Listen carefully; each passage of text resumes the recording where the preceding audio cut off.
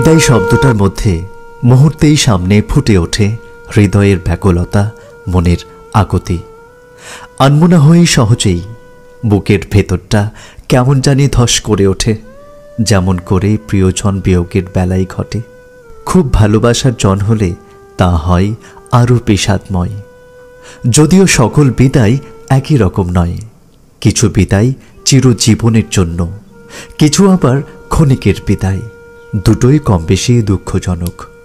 এক ঝাঁক নক্ষত্রের একদিন ধূমকেতুর মতো আবির্ভাব হয়েছিল, তারা আজ চোখের অন্তরালে অনেক দূরে চলে যাবে। জানি এভাবে আর দেখা হবে না। নক্ষত্র পতন হয় আমরা জানি, যে তারার আলো আজ আমরা দেখছি সেটা অনেক আগের আলো। আর এইরকমই সকল নক্ষত্রকে আমরা আজ দূরে সরে যেতে দেখব। এটাই প্রকৃতির নিয়ম। এক প্রস্থান নেবে, তবেই নতুনের আগমন ঘটবে।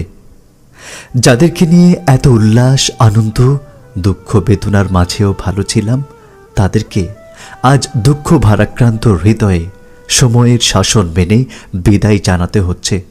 তোমরা যেখানেই থাকো ভালো থাকো, যেখানেই যাও না কেন তোমাদের সুগন্ধি সারা বাগান ভরিয়ে তুলবে, এ আমাদের দৃঢ় বিশ্বাস।